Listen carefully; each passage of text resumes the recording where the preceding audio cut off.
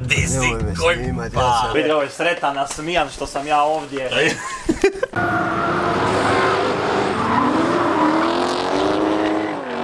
I šta ima ljudi, dobrodošli u još jedan novi video. Današnji video se opet tiče RX-7. Iza nas je naš kombi. Sad nam slijedi krcanje felge od RX-7, a onda ću vam reći i zašto. Tako da, ajmo sad taj dio odraditi.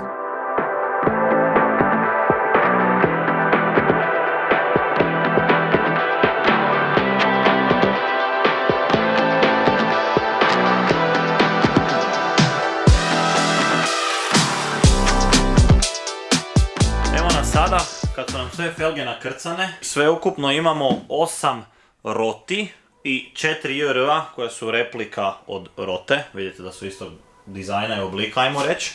Ove su malo konkavnije. E sad, zašto mi to nosimo kod našeg zračnice? Kao što već većina vas zna, zračnica je naš sponzor po pitanju zamjena guma, pogotovo po pitanju ispred evenata. E sad, skidamo gume sa svih felgi jer felge nosimo na farbanje. Boju vam još nećemo otkriti. Naručili smo još 2 komada rota felgi, tako da imamo set od 10 rota felgi i 4 JR felge. I sve felge idu na farbanje, osim te dve nove koje smo naručili, one su već u boji u kojoj ih želimo imati. Sutra nas čeka to odnijet kod zračnice, a onda krećemo za Ljubljanu. Ali prije toga, kao što već svi znate, Car Vertical je naš sponzor. Mi kad smo kupovali ovaj kombi, isto tako smo ga provukli kroz Car Vertical, ubacili u njihovu aplikaciju, ubacili broj šasije, provjerili njegovu povijest, ustanovili da je kombi bio razbijen s ove prednje strane ovdje.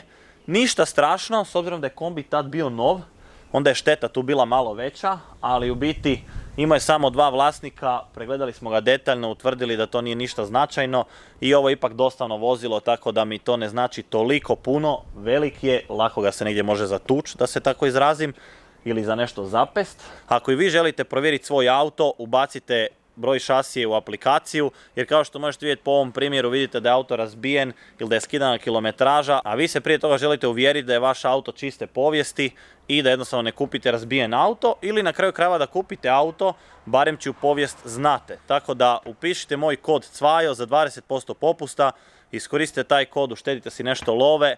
I to je to od mene što se tiče ovog dijela. Sutra krećemo za Ljubljanu i akcija se nastavlja dalje. Vidimo se. Dobro jutro, radni narode. Evo nas, 7:30 ujutro, naš dan započinje.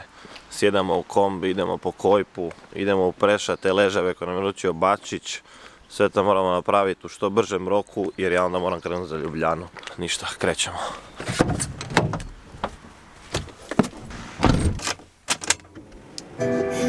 Di si, koji pa? Prijatelju, niko ne zna koji je dan danas. Ajde, ajmo, daj, vozi. Da, reci dobro jutro ljudima. Dobro jutro, zdravo. Uopće se ne kuži da smo tek onako se probudili. Moja veli manje nego da tebi. Ali tako vam pričaš 10 puta gore nego ja. Ajde, vozi, ovo je... Koji pa ću imati sad sreću s novim leževima, a? Daj, reci ljudima kako se zovu. Ašika. Šika. Našikam te. Našikam se i pravim haos. To. A evo, gledaj, ovdje ne dobiješ ništa, samo ležaj. Ovdje si bar dobio i maticu, i seger, i sve, ovdje samo ležaj. Prijatelji, to je sve dodatno oprema. Kako ti se čini? Ovo neće izdržati jedan event, ali možda je. Hoće, ništa. Bar znamo, ako bude dobar, znaćemo dimenziju. Evo nas ljudi moji, samo da ja vama pokažem šta se još u garaži upgradealo. Pogledajte vi kralja šta je on napravio. Znači, Kojpa je napravio sam svoju prešu, kompletno od nule. Pogledajte vi koliko je ovo komad željeza na jednom mjestu. Tako da, šta vam kažem, Kojpa je gazda. Tako je pa. Samo sam sirotinja. Uglavnom, Kojpa je gazda i pišite u komentarima svi da je Kojpa gazda, jer je gazda. Čovjek šta god nema napravi, ne kupi nego napravi. Zato jesmo najjači tim na Balkanu, logično. Uglavnom, tu je dizalica koju smo nabavili među vremenu. Sad ćemo po prvi puta imati dizalicu, što je veliki upgrade, jej, ajmo svi.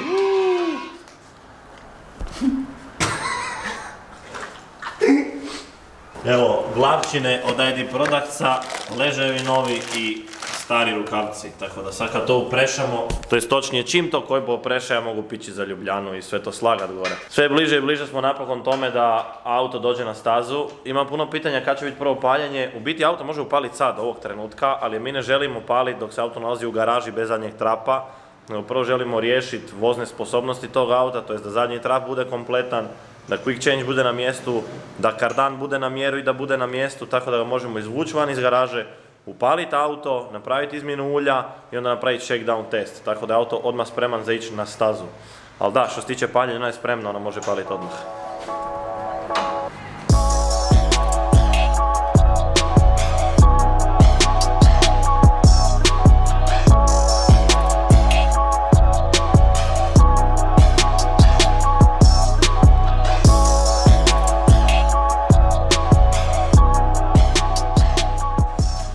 Kojpa nam je već jednu odradio i to je sad idealno. Ovo nam je nova glavčina koja nam je došla na mjesto. Kao što možete vidjeti ima dve rupe na svakoj poziciji umjesto samo po jednu. I trenutno radi drugu. Kojpa, vidi to? Ne. Kod djeca u školi.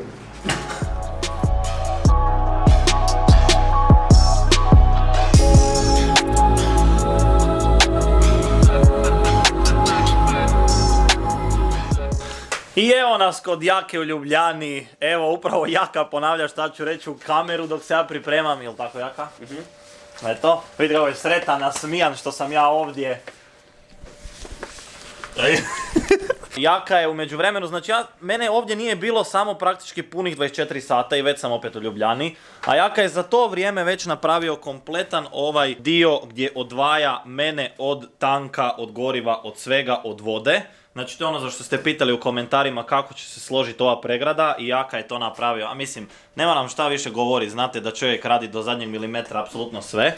Tako je napravio ovu pregradu da savršeno sjedne ovdje između kaveza, ovaj dio ovdje, tu će se zavidat dole, znači pregrada doslovno sjeda savršeno. Iz razloga kad je bunker na mjestu, tu će ići taj pleksiglas i onda će tu ići još jedan komad gore na pleksiglas. Tako da ovo komad koji je u samom autu koji se ne miče. Jaka, pošto se brine da je auto složen po najjačim specifikacijama, tako je napravio i prolaz za vodu. Ovdje možete vidjeti ovu cijev. Ova cijev u biti ne služi za vodu, nego je ovo samo zaštita za vozača. Znači ovo je aluminijska cijev koja će se navariti ovdje na ovaj komad i dole se spaja na onu rupu kao što možete vidjeti koja je izbušena. I onda će sama cijev prolaziti kroz ovo tu. S time da sama cijev koja će prolaziti kroz ovu tu cijev će biti uža aluminijska cijev. Znači, di je ona čudo od vode? Aha. Znači ova gumena cijev ide odavdje ovdje tu unutra i tu se spaja na aluminijsku koja se nalazi u ovoj cijevi ovdje. Tako da ovo zaštita za mene i onda jednom kad se to sve zavari to postaje fiksan komad. Ovo je odrađeno vrhunski, Jaka je već rastavio cijeli zadnji kraj auta. Mi smo donesli napokon zadnje rukavce sa svim oprešenim, to ste mogli vidjeti što smo odradili prije Kojpa i ja. I sad meni ostaje da to složim dok se Jaka dalje bavi s ovim dijelom i da napokon danas quick change stavimo na mjesto da vidimo da li nam sve odgovara i da se može to sve dati na laser raditi. To će nam Erik poslati na laser i onda bi se krajem tjedna, ja se nadam, to trebalo montirati na auto i auto napokon sjeda na sva 4 kotača sa gotovim trapovima, sa gotovim quick changeom i sa gotovim kardanom. Tako da to će biti poprilično big deal stvar za ovaj auto, jer je to u biti bio jedan od najvećih zadataka za riješiti kod ovog auta. Mislim sad baciti na to da složimo gore rukavce i da su vilice kompletno sve to spremno gore. I onda nam dolazi Fakuć, Fakuć nam je već bio slagat kompletno kočnice za prednji kraj. On nam dolazi sutra ili preksutra kod Jake da složi kompletno kočnice za zadnji kraj.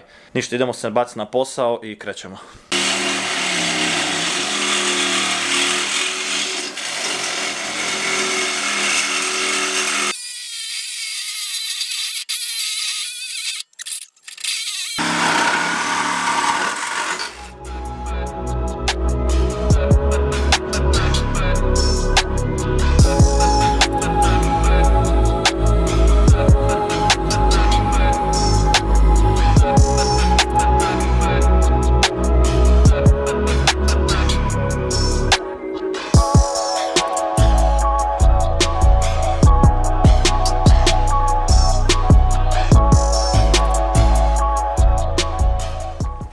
ga, rukavac je na mjestu, ali je trenutno puntiran samo tu gore i dole. Ovdje smo morali pobrusiti prihvat, zato jer su ovi adapteri bili malo širi, tipa za milimetar u odnosu na glavčinu. To smo to sad napravili na ovoj strani i na drugoj strani. Ovo to lijepo uredno izgleda.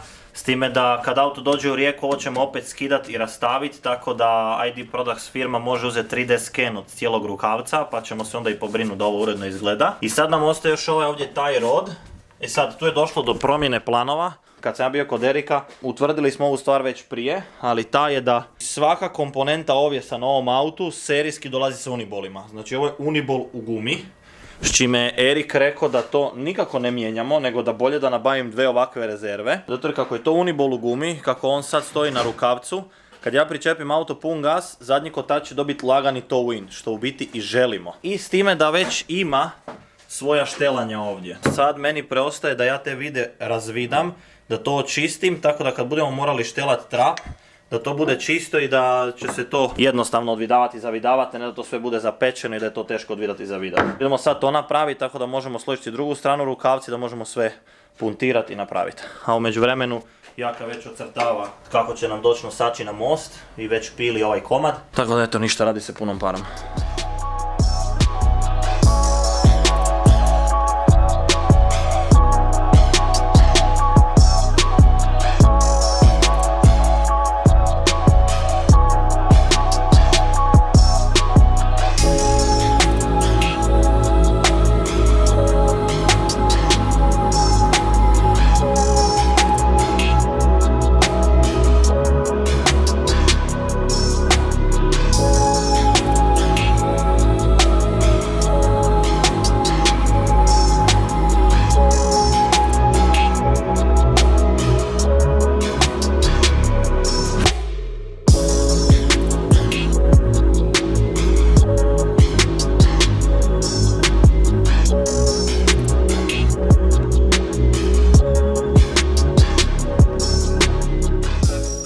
Mogli vidjeti kako se Jaka bavio sa tim zadnjim mostom i sa quick changeom. Pogledajte vi koja je ovo komad diferencijala, znači ovo je baš ono ozbiljna priča i ozbiljna igra. Jaka je tu otprilike obradio zadnji most koliko je trebalo.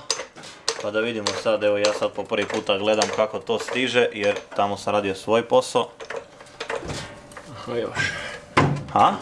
Još će treba rezati. Aha, znači još gore nam mora ići. Još tu gore.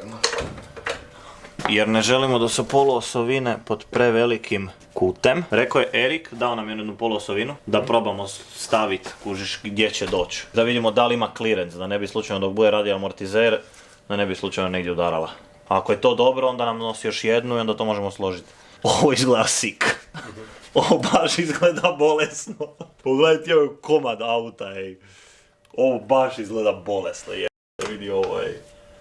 Čekaj, ali jedno pitanje, jel mi tu imamo dovoljno clearance za hladnjak? Da. Da? Top. Ok, a dok je Jaka radio to, ja sam radio drugi dio posla. U biti ovdje možete vidjeti sad složena klješta i disk na mjestu. Ovo je adapter koji se nalazi ispod diska, znači ovo je 3D printin adapter, isto samo da možemo utvrditi da li išta struže igdje i ne struže. Trenutno su pločice malo napete pa iz tog razloga drži disk. Ali u biti bilo nam je bitno da tu nigdje ne struže, da ovdje nigdje ne struže, tako da je gap između diska i rukavca dobar. Sad to možemo sve rastaviti dole ča, uzeti ovaj adapter i dati napraviti ovakva dva. I onda kad dođu Kojpa i Davica pri žonjerama, onda sve to mogu složiti jednom završno. Evo ga, sad kad smo skinuli disk, ovako izgleda taj plastičan adapter. I sad ćemo dati napraviti ta dva komada, da smo taj dio isto riješili. Evo ekipa, da vam dam na brzinu još jedan odgovor prije što se započne raditi na autu, a to je učestalo pitanje u komentarima koji će biti prvi event za ovaj auto i učestalo pitanje u porukama. U biti plan je da ovaj auto odvozi i da bude spreman za prvi CDC. Sve prije toga je neizvedivo jer ne stižemo i ne želimo dolaziti sa nespremnim autom na evente prije. Cilj nam je ovaj auto složiti i istestirati prije CDC-a. U najgorem slučaju će čak i prvi CDC isto tako služiti kao testna faza za ovaj auto. A ako ćemo biti realni, u biti će cijela sezona služiti kao testna faza za ovaj auto. Tek će krajem sezone potencijalno ovaj auto biti na 100% svojih mogućnosti. Tako da ćemo vidjeti kako će se to dalje razvijati. Ništa, idemo na posao. Sad meni preostaje da skinem ovdje ovaj komad, zato jer nosač koji nam dolazi ovdje će biti u biti stisnuti sa ovim vidama, tako da bi ovaj video odvidali moramo prvo odvidati ovo i onda možemo odvidati ovo i tu staviti nosač da vidimo kako će to stajati. A ovdje možete vidjeti sam nosač koji dolazi ovako tu i na 4 vide će biti složen na quick change.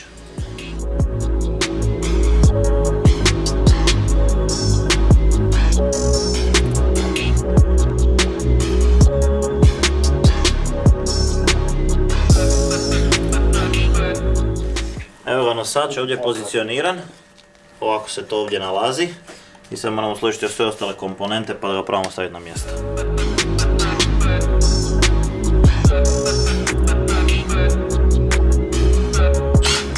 Evo ga, quick change je na mjestu, prilike pozicioniran, nosači odgovaraju, znači tu je adapter, tu je adapter, tu je adapter. I kroz sve to prolazi vid na original nosače od diferencijala koji su bili za original Diff na RX-7. A s druge strane smo isto to pozicionirali i u biti na ovim tu nosačima će stajati quick change. I sad se moramo baciti na prednju stranu dok ja kad stegnem ovaj donji dio, a mi smo odradili gornji dio. Tako da lijepo je za vidjeti ovako quick change, ovo izgleda bolesno, ja ne mogu opisati koliko ovo dobro izgleda za vidjeti uživo. Ovo baš izgleda onako jedan ozbiljan komad opreme koja podiže ovaj auto na neki drugi nivo. Tako da se full veselim tome kad nam to bude na auto i kad to budemo složili kompletno sa pravim nosačima, zato u biti sad samo testiramo da li će to odgovarati. Ok, sad, quick change se nalazi tamo na poziciji, kao što možete vidjeti. Pozicionirali smo kardan ispod auta, točnije jaka, i ispred stavili hardware tako da se premjeri koliki adapter se treba napraviti između kardana i quick change-a, gdje upravo sad jaka gleda. Tako da bi mogli spojiti kardan sa quick change-em i nadam se da kardan nećemo morati prepravljati, kako mi se čini za sad nećemo, ali to ćemo vidjeti. I sad sljedeća stavka koja nam ostaje još odrediti kad stavimo poluosovinu ovdje, da li udara igdje od quick change-a do glavčine, da li kad bude radila, da li će igdje udarati u vilice ili neće.